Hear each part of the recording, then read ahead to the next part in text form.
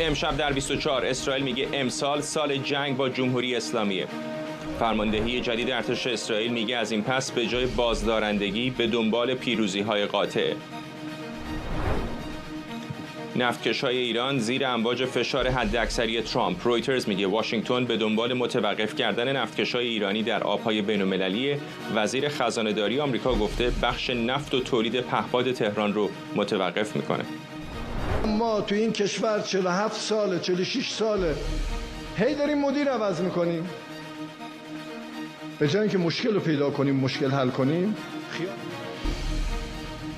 گلایه پزشکیان نسبت به رویه تغییر افراد در ایران به جای اصلاح ساختار. منابع مطلع از جایگاه متزلزل او در نتیجه فشار تندروها میگن. و هشدار جدید درباره عوارض جانبی استفاده از اوزمپیک. افزایش نگرانی پزشکان از ریزش مو تا ناشنوایی احتمالی. از استودیوی ایران اینترنشنال این 24 است با فرداد فرهزاد.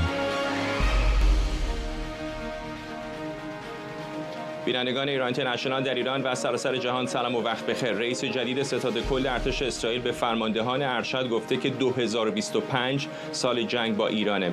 ایال زمیر تاکید کرده که جبهه‌های دیگر هم در اولویت‌اند و دستور داده بخش ایران در ارتش از یک واحد محدود به بخش‌های کلیدی مثل اطلاعات و نیروی هوایی ادغام بشن.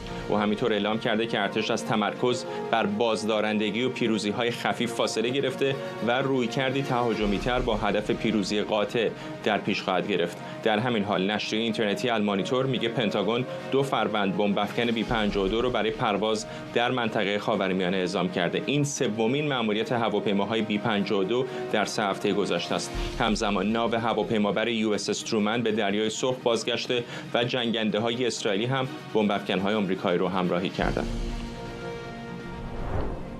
بن سبتی پژوهشگر ایران و اسرائیل از تل‌آویو با ماست. آقای سبتی، اینها آیا فقط سیگنال‌های تهدید هست یا فکر می‌کنید واقعاً در آستانه رویارویی قرار داریم؟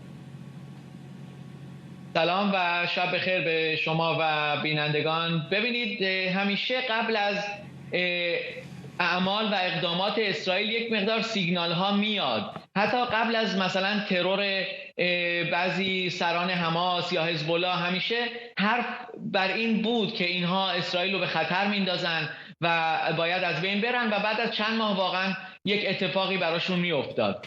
و در این مورد هم میشه این رو گفت که این مانور که اسرائیل و آمریکا الان دارن با هم اجرا میکنن بر روی دریا و با بمب افکن‌ها و با همون هواپیمای غول‌پیکر بی 52 و ابزار دیگه، اینها همه یک علامتی هست برای رژیم جمهوری اسلامی که دست از خطا، دست از برنامه هسته‌ای که ما دیدیم حتی با اومدن ترامپ بر سر قدرت اینها از دست نکشیدن از این موضوع و مقدار اورانیوم غنی شده رو حتی مثلا بیشتر کردن. از 4 بمب به 6 بمب میتونن برسن و مسائل دیگه. پس اسرائیل اول این علامت رو میده، ولی شکی نیست همونجور که در مؤسسه ما در ارتش هم قبلا گفته شده بود و در جاهای دیگه که سال 2025 سال سرنوشت ساز برای جمهوری اسلامی و مقابله اسرائیل با او خواهد بود، چه در برنامه ترورش و چه در برنامه هسته‌ای. چون بالاخره اون الهام بخشی، اون تمرینات، اون سلاحایی که جمهوری اسلامی به حزب الله و حماس مثلا تقدیم کرد مجانا بر حساب مردم ایران و همینطور برنامه هسته‌ای، اینها دست نمیکشن، عقب نمیرن و به خاطر همین اسرائیل اگر اون مسائل دیپلماتیک، ترامپ هنوز حرف از گفتگو میزنه، روسیه رو به میدون میاره، اگر اینها موفق نباشه مسلما اسرائیل باید خودش رو برای اون روز مبادا حاضر کنه. اگر اونها موفق نباشه، یا فکر میکنید این بخشی از خود سناریوی مذاکره است که فشار از سمت اسرائیل باشه، پیشنهاد مذاکره از سمت آمریکا؟ نه، ببینید، فشار یک مسئله است، بیشتر فشار اقتصادی هست، همون ماکسیموم پرشر که خود آقای ترامپ خیلی حرفشو میزنه و ما میبینیم که مثلا میخوان نفتکش‌ها رو توقیف کنن یا مسائل دیگر رو جلوشون رو بگیرن. ولی این در واقع اینجور مانورها، اینجور برنامه‌های نظامی الان جزء علامت میشه گفت. این حالا شاید در ایران مثلا جزء فشار حساب بیاد، من نمیدونم، ولی تا وقتی که آمریکا چراغ سبز به اسرائیل نشون نده، اسرائیل نمیره الان مثلا در 3-4 ماه آینده. من فکر کنم این حرف رو زدم که 3-4 ماه من فکر میکنم فرصت خواهد داده شد به جمهوری اسلامی در این موضوع. من فکر نمی کنم که اسرائیل بدون چراغ سبز آمریکا بیاد و از خودش مثلا یک حرکت نظامی و یک حمله شدیدی بکنه، حالا چه به برنامه هسته‌ای، چه به سپاه، چه به چیزهای دیگه.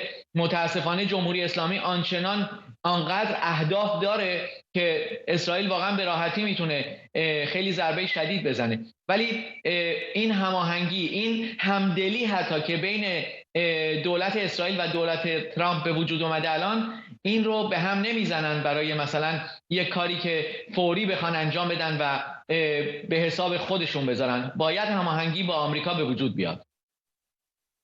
این صحبت آقای ضمیر رو که میگه از رویکرد بازدارندگی میخوایم به پیروزی کامل برسیم رو چطوری ترجمه میکنید؟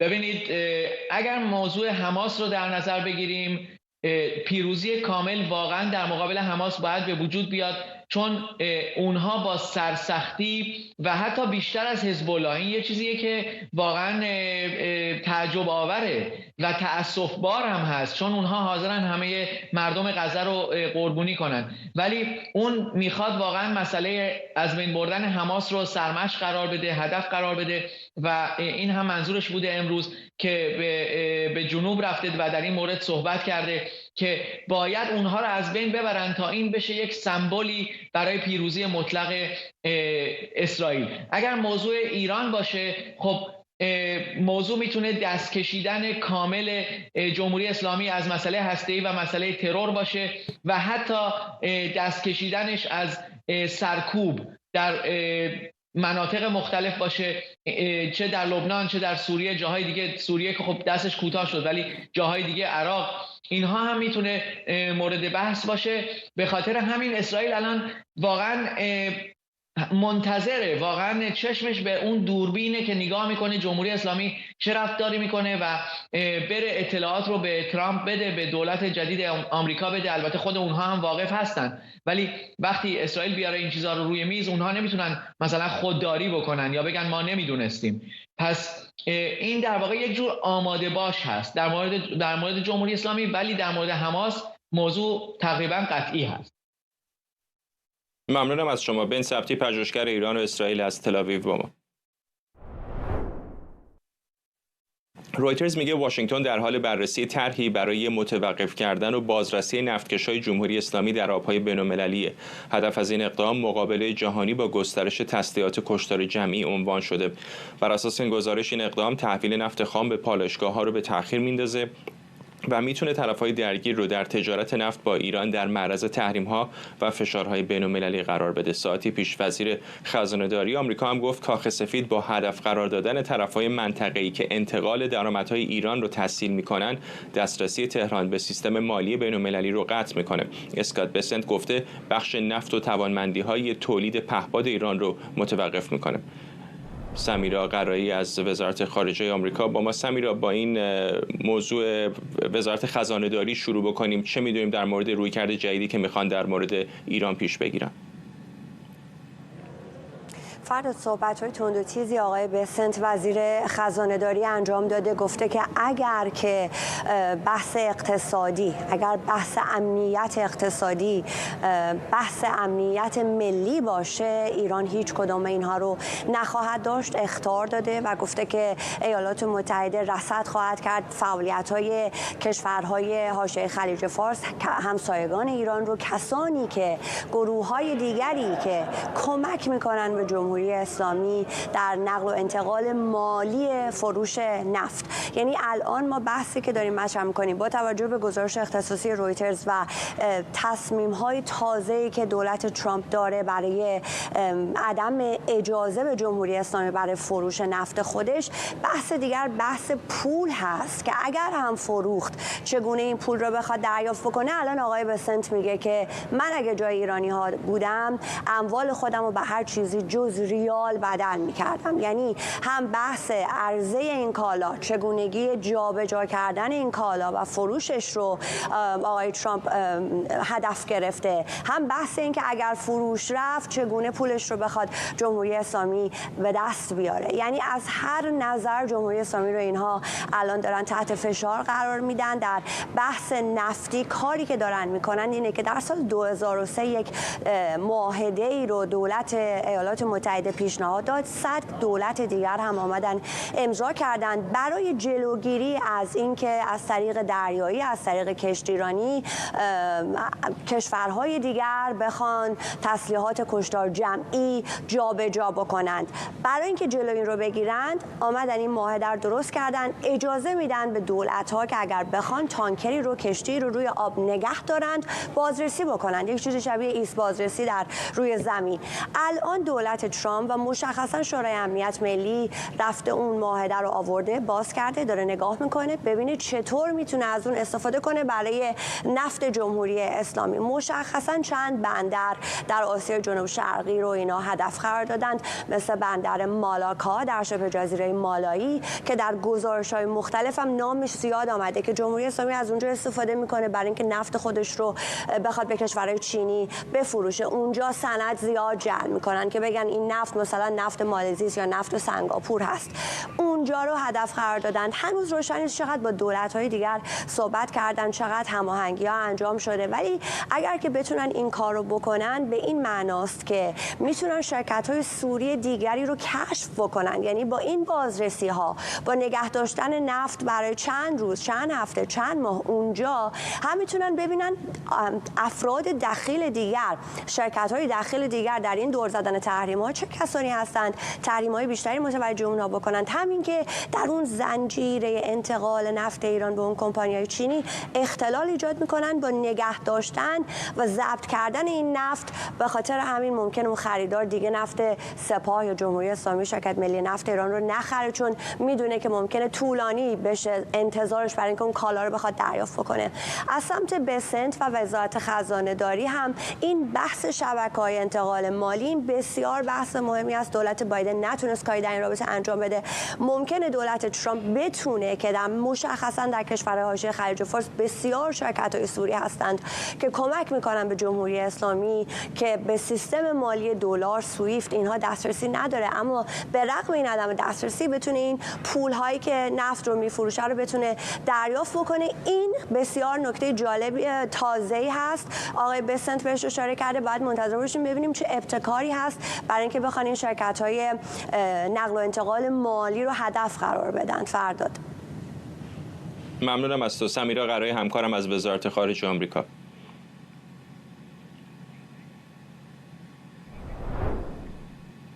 جمشید برزگر، روزنامه‌نگار و تحلیلگر سیاسی از تورنتو، و دالغا خاتین اغلو، کارشناس انرژی از باکو به ما پیوستند. با آقای برزگر شروع میکنم. به نظر میرسه که این تهدیدهای فشار حداکثری آرام آرام داره تبدیل به سیاست‌هایی میشه که احتمالاً روی زمین اقدامات عملیش رو هم خواهیم دید.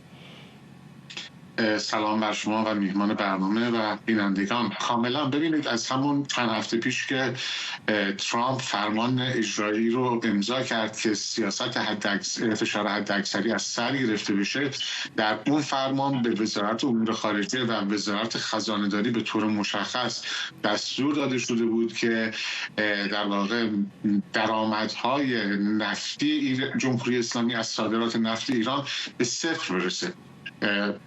به همین خاطر می‌بینیم که مجموع اقداماتی که صورت گرفته، چند دور تحریم در همین چند هفته اعلام شده و صحبت‌های در واقع آقای بسنت جای تردیدی باقی نمی‌گذاره که این امر پیش خواهد رفت. یعنی ما اگر تصویر بزرگتر رو همون صحبت‌های قبل از این گفتگو که در باغ سپری داشته در مورد تهدیدهای رئیس جدید ستاد مشترک ارتش اسرائیل و همینطور مسئله میانجیگری روسیه بین ایران و آمریکا، می‌بینیم که در واقع حرفی که دونالد ترامپ زده بود در حال اجرا است. ترامپ حرفی که زد حتی هم موقع امضای اون فرمان اجرایی که گفت من مایل نبودم این کار رو بکنم و امیدوارم که ناگزیر نشیم که از این استفاده بکنیم، راه حل رو هم گفت یا با جنگ این اتفاق میفته، خواسته های ما رو جمهوری اسلامی میپذیره، یا با بر روی یک تکه کاغذ و امضای یک قرارداد. ولی در نتیجه و در هدفی که ترامپ داره دنبال میکنه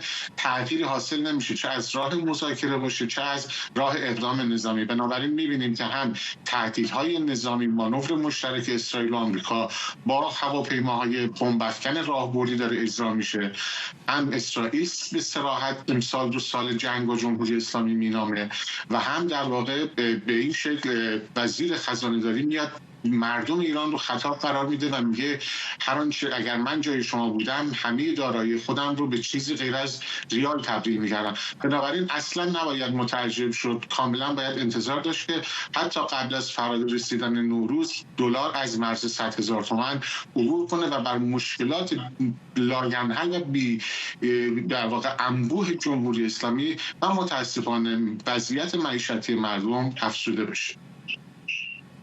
آقای خاتون اغلو، خیلی از این تحریم‌های آمریکا که بر اساسش میخوان نفتکش‌های ایران رو متوقف بکنن یک جانبه است از سمت خود دولت ایالات متحده آمریکا است، یعنی الزاماً پشتوانه شورای امنیت رو نداره. بر این اساس چقدر فکر میکنید که اصلا عملی خواهد بود که ایالات متحده بخواد کشتی‌های مثلا با پرچم ایران رو در آب‌های بین‌المللی که دارن به سمت آسیا میرن متوقف و توقیف بکنه؟ بله، با سلام. در واقع یعنی این سیاستی که برای متوقف کردن، به صفر رساندن و کاهش شدید درآمدهای نفتی ایران آمریکا در نظر گرفته، بخش عمده‌ای از این میتونه یعنی با همکاری چین میتونه حل بشه. اگه چین همکاری نکنه این مشکل رو نمیتونن حل بکنن. درسته آمریکا شرکای خودش رو در بازارهای آسیایی داره و اونا میتونن کمک بکنن. حتی ما میبینیم که مثلا پارسال ایران 1.5 میلیون بشکه در روز صادرات نفت به چین داشته. حدود 60% از این نفت تحت نام نفت مالزی راهی چین شده.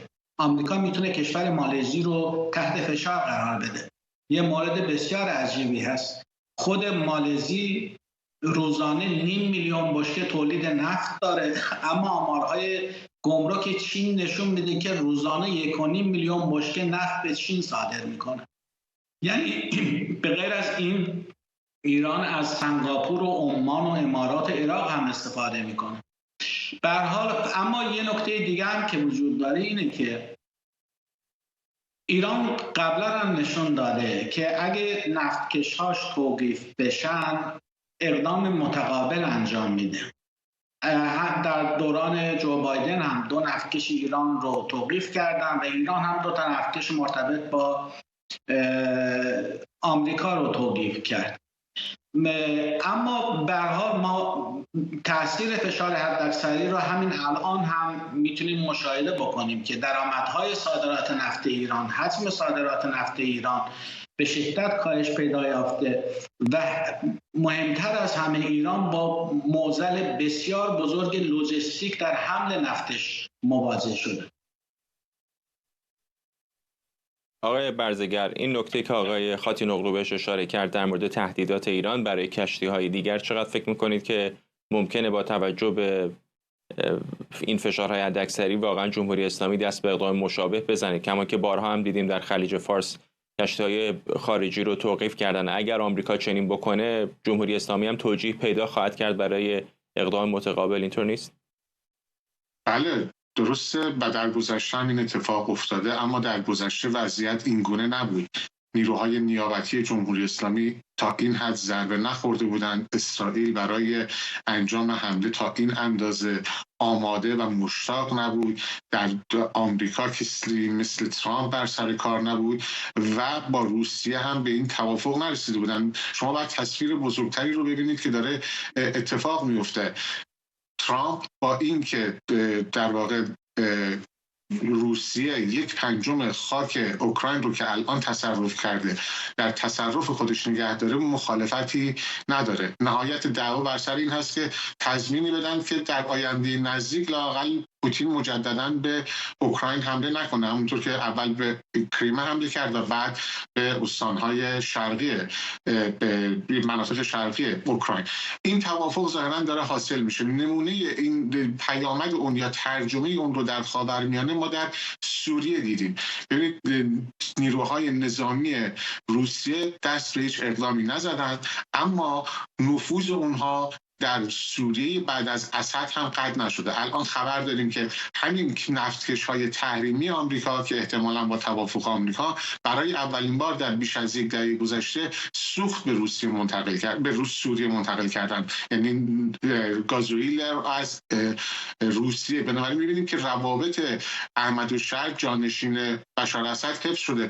دولت سوریه مخالفتی با حفظ پایگاه‌های نظامی سوریه نداره، حتی اسرائیل از این امر استقبال داره میکنه. بنابراین اگر در یک توافقی که بدون حضور ایران، بدون کسی که بخواد از منافع ملی ایران حمایت بکنه، چرا نباید تصور بکنیم که روسیه با حفظ نفوذ خودش که در دوران علی خامنه‌ای شکل گرفت و تثبیت شد بخواد به امتیازات فراوانی رو بده برای اینکه در جایی مثل اوکراین که امکان 1 سانتیمتر عقب نشینی پوتین نداره. امروز این رو در جواب مادر یکی از سربازان روسی کشته شده در جنگ اوکراین داد که یعنی اساساً محاله که پوتین بخواد از مناطقی که در اوکراین تصرف کرده عقب نشینی کنه. اگر چون این امتیاز بزرگی به دست بیاره به راحتی میتونه فشار رو بر جمهوری اسلامی افزایش بده.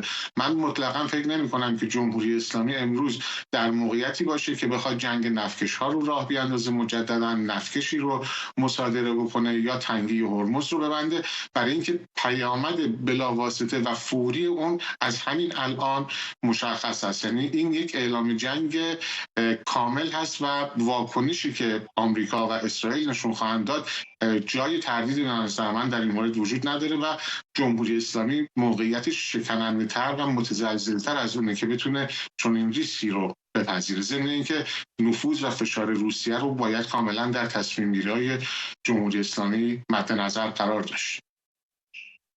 آقای خاتون، خودتون اشاره کردید به موضوع چین. همین الان هم تنش‌ها بین پکن و واشنگتن کم نیست، به خصوص با طرف‌هایی که آقای ترامپ علیه چین وضع کرده. در یکی از تندترین اظهارات همین اواخر وزارت خارجه چین گفته که این کشور آماده هر نوع جنگی با آمریکا هست، میخواد جنگ تجاری باشه، جنگ تعرفه‌ها باشه یا هر نوع جنگ دیگری. در چنین فضای تنشی چقدر فکر میکنید که بدون حمایت پکن آمریکا میتونه این فشارهای نفتی رو روی ایران واقعا وارد بکنه؟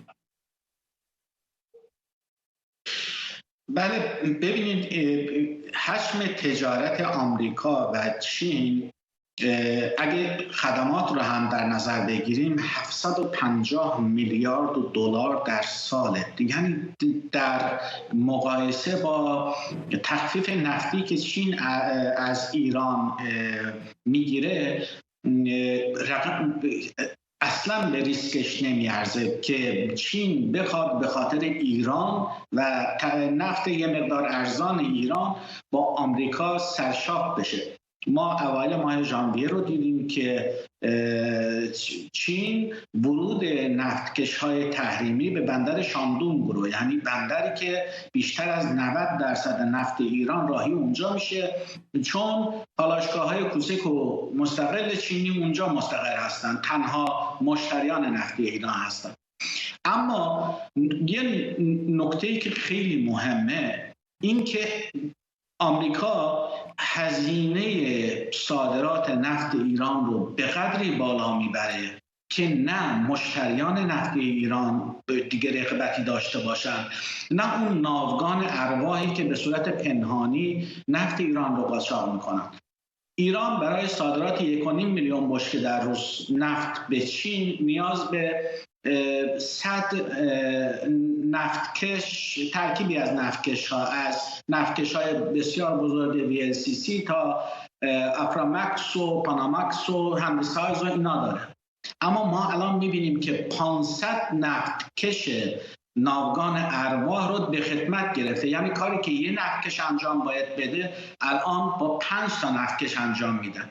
از طرفی هزینه کرایه هر نفتکش $50,000 در حالت عادی ایران چندین برابر این هزینه میکنه برای هر روز احتمالاً 150 تا $200,000 به نفتکش‌های خارجی که قاچاق میکنن کرایه میده.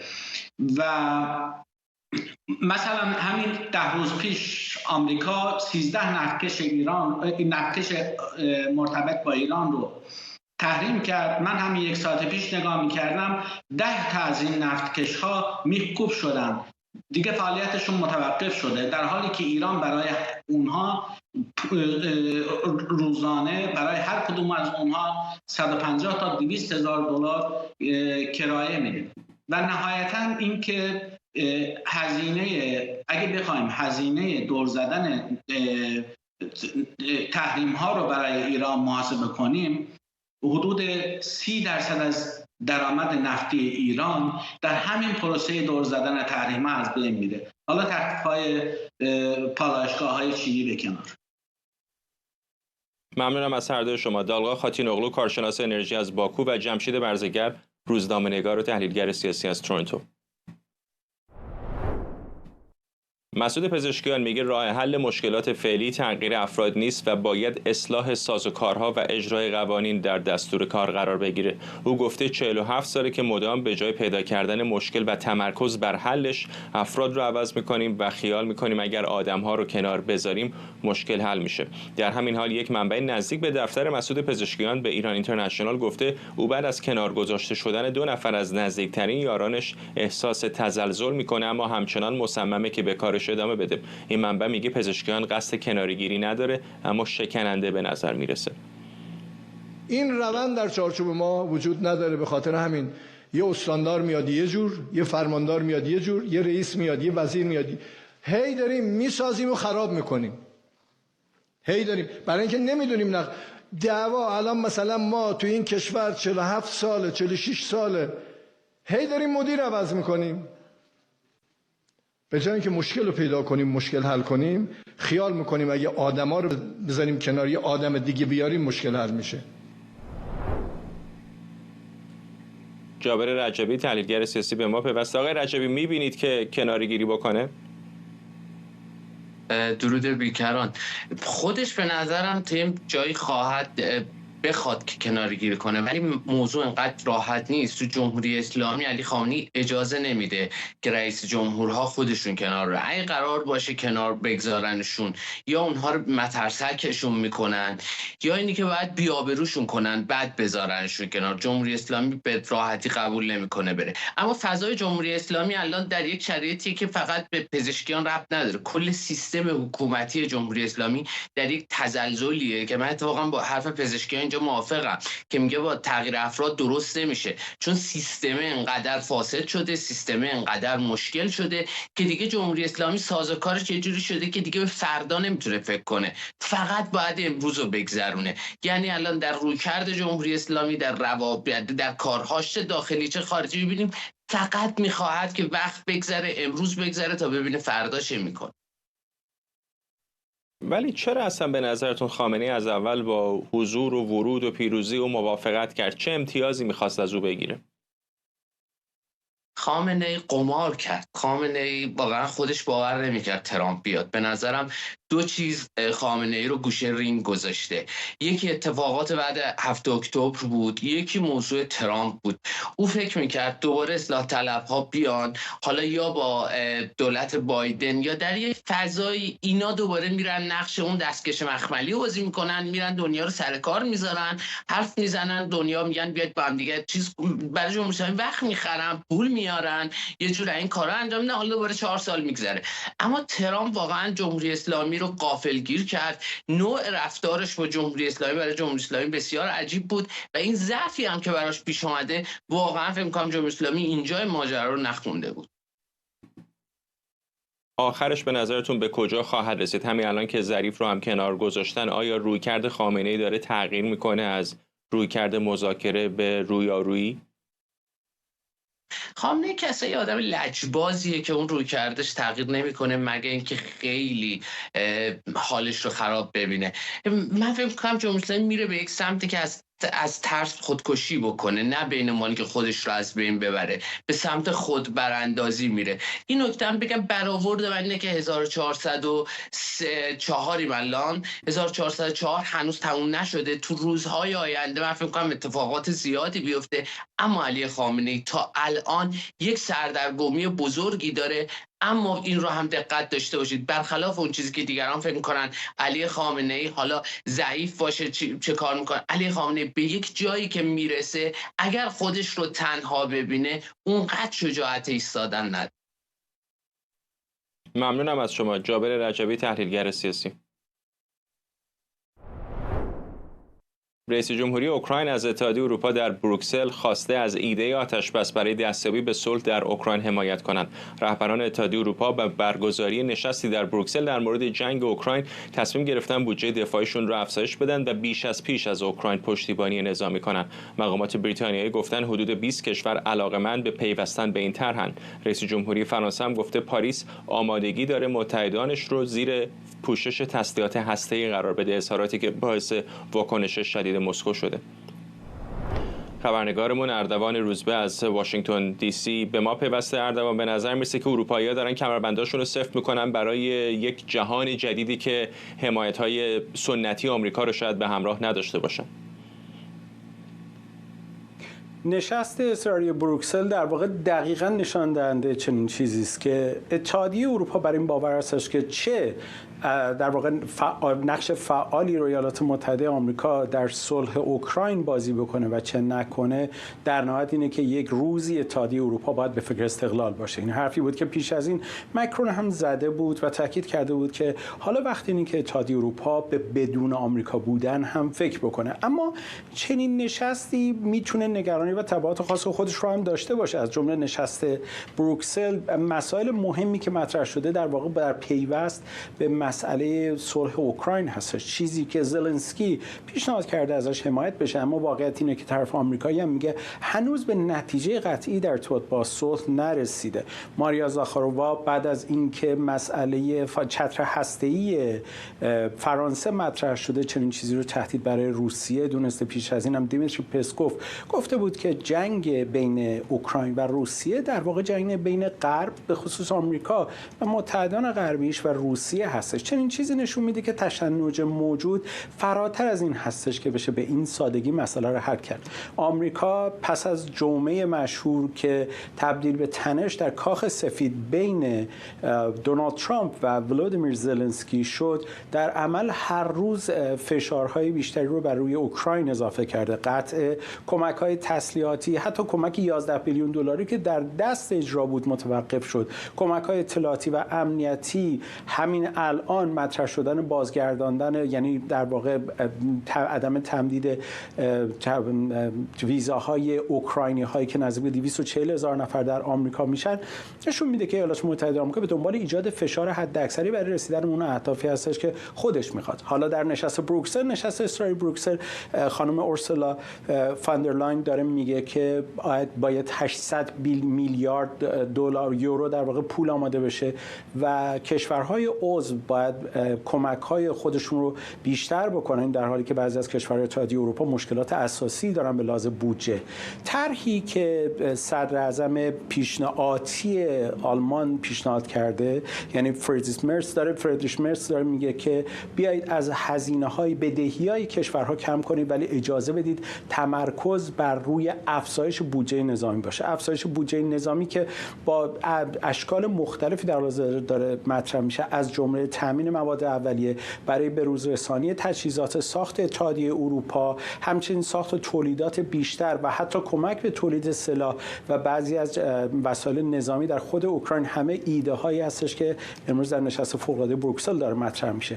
بزرگترین چالش نشست در حال حاضر این هستش که این نشست به اندازه کافی هنوز امکانات لازم رو برای تامین مالی نداره. این درست در شرایطی هستش که امانوئل مکرون پیشنهاد کرده که با کمک فرانسه چتر هسته‌ای این کشور رو میشه گسترش داد به اتحادیه اروپا و در چنین شرایطی عملاً این جنگ فقط دیگه اون چیزی که آقای روبیو هم گفت و دیمیتری پسکوف تاکید میکرد داله بر این که جنگ بین آمریکا و روسیه هستش فراتر خواهد رفت، به دلیل اینکه یک خط قرمز مهم برای روسیه، همونجوری که تهدیدی هم که خانم زاخارووا مطرح کرده، سخنگوی وزارت خارجه روسیه، خط قرمز اونم مسئله فعالیت هسته‌ای که برای اونها یه امر ناامن کننده محسوب میشه. به نظر من در مجموع ما میتونیم بگیم اقدام فعلی اتحادیه اروپا به رغم اینکه ایده های مختلفی در ارتباط با استقلال اروپا، توانمندی اروپا در دفاع نظامی، افزایش بودجه نظامی، حمایت مستقیم از اوکراین مطرح میشه، اما نمیتونه به یک نتیجه قطعی برسه تا زمانی که هم مسئله بودجهش حل بشه و هم اینکه واقعا سازوکار اصلی برای شرایط موجود برای اوکراین که به گفته نیویورک تایمز فقط 4 ماه بدون حمایت‌های آمریکایی میتونه در جنگ بمونه چطور عمل خواهد کرد. ممنونم از تو. همکارم اردوان روزبه از واشنگتن دی سی با ما. همزمان که در بروکسل رهبران اروپایی دارن دیدار میکنن، اینجا در ایالات متحده آمریکا هم وزیر دفاع آمریکا میزبان همتای بریتانیایش در پنتاگون هست. بریتانیا گفته که همچنان از اوکراین در جنگ روسیه حمایت میکنه. به تازگی محققان درباره عوارض ناشی از استفاده از اوزمپیک که برای کاهش وزن استفاده میشه هشدار دادن. افزایش ریزش مو و احتمال از کار افتادن بعضی ارگان‌های بدن و همینطور احتمال کم شنوایی از جمله عوارض نگران کننده این دارو عنوان شده. مصرف کنندگان این دارو گفتن مشکلات شنوایی مثل زنگ زدن گوش، صداهای مبهم و حتی کاهش شنوایی داشتند. داروی اوزمپیک که ابتدا برای درمان دیابت نوع 2 طراحی شده بود، به دلیل اثری که بر کاهش چشمگیر وزن داره محبوبیت زیادی پیدا کرده. دکتر مهیار اطمینان، استاد دانشگاه بریتیش کلمبیا و متخصص همه‌گیرشناسی از ونکوور کانادا با ماست. دکتر اطمینان، پژوهش‌هایی هم در خصوص عوارض جانبی داروها با استفاده از داده‌های بزرگ جمعیتی انجام داده. ممنونم که دعوت ما رو پذیرفتید. یافته‌های شما چه نشون میده؟ چون می‌دونیم الان تعداد بسیار زیادی دارن اوزمپیک و داروهای مشابه مثل مانجارو در سراسر دنیا از جمله در ایران استفاده می‌کنن. بزرگترین نگرانی تحقیق شما در مورد عوارض جانبی چه بوده؟ مرسی از دعوتتون.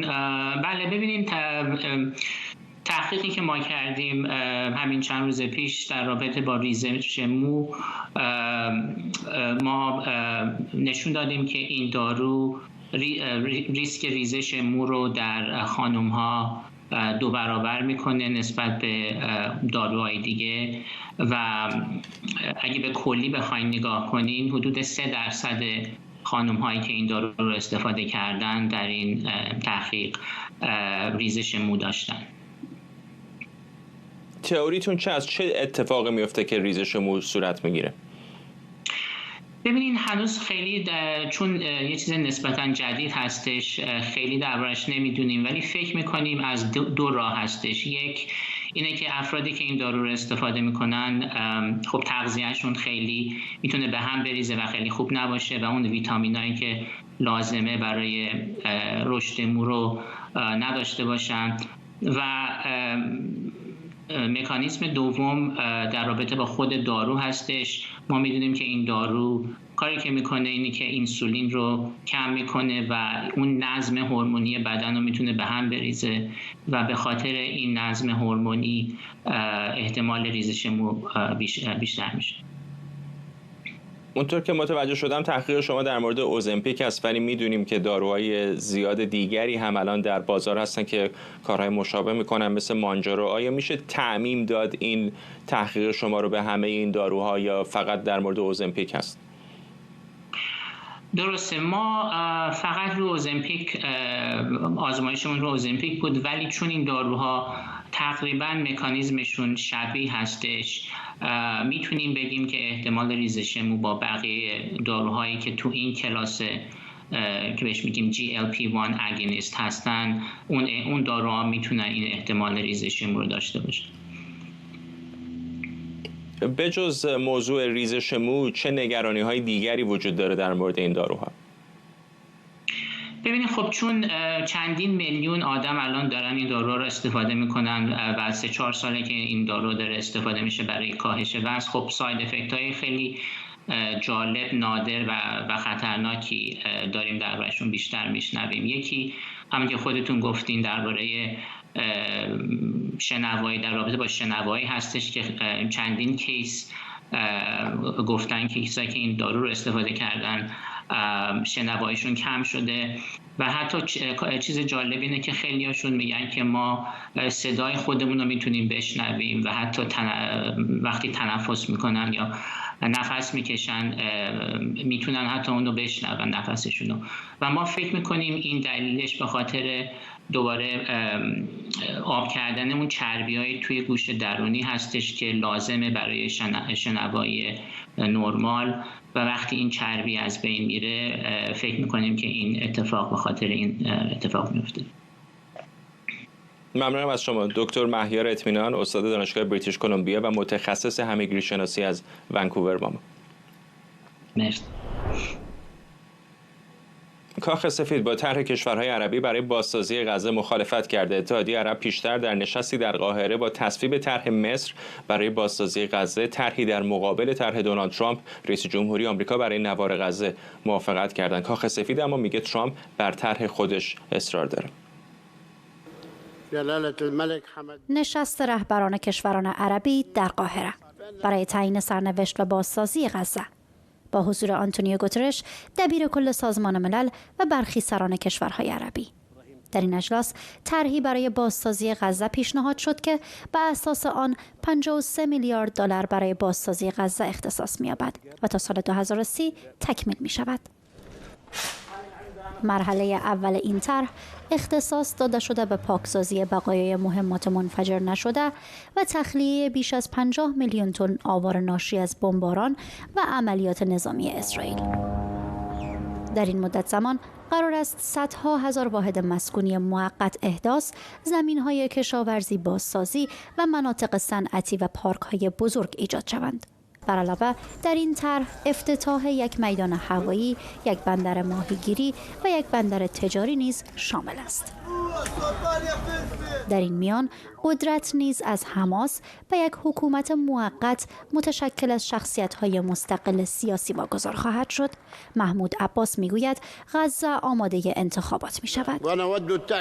ما می‌خواهیم تأکید کنیم که در صورت فراهم شدن شرایط مناسب در غزه، کرانه باختری و قدس شرقی کاملا آماده ایم که سال آینده انتخابات ریاست جمهوری و پارلمانی را برگزار کنیم. آنتونیو گوترش تاکید کرد که از ابتکار عمل و رهبری اعراب برای بسیج حمایت از بازسازی غزه استقبال می‌کند. اما چند ساعت از پایان اجلاس نگذشته بود که دونالد ترامپ با طرح کشورهای عربی مخالفت کرد. برایان هیوز، سخنگوی شورای امنیت ملی کاخ سفید گفت دونالد ترامپ بر طرح خود برای غزه پافشاری دارد و این کشورها باید بدانند که غزه در حال حاضر غیر قابل سکونت است. ترامپ پیشتر طرح جنجالی برای بازسازی غزه پیشنهاد داده بود که واکنش‌های گسترده‌ای را در سطح بین‌المللی به دنبال داشت. او گفته بود غزه را به یک منطقه تفریحی و گردشگری تبدیل می کند و این مستلزم ترک شهروندان فلسطینی از منطقه است. همه کسانی که با آنها صحبت کردم از ایده اینکه ایالات متحده مالک غزه شود و آن را توسعه دهد و هزاران شغل ایجاد کند استقبال می کند. این منطقه به چیزی با شکوه تبدیل خواهد شد در مکانی که تاکنون کسی به آن توجه نکرده است. هیچ کس نمی تواند آن را ببیند زیرا تنها چیزی که اکنون در آنجا دیده می شود مرگ، ویرانی، آوار و ساختمان‌های تخریب شده است که در همه جا فرو ریخته‌اند. با وجود نشست‌های متعدد و ارائه طرح‌های مختلف برای بازسازی غزه، ادامه آتش‌بس در حاله‌ای از ابهام است که این خود می‌تواند هر طرحی را نقشه برآب کند. الهام کریمی، واشنگتن دی سی. خب به این ترتیب میرسیم به پایان برنامه 24 امشب. ممنونم که ما رو همراهی کردید. این برنامه رو کمی دیرتر میتونید در یوتیوب ایران اینترنشنال دوباره ببینید. تا فردا و برنامه بعدی، بدرود.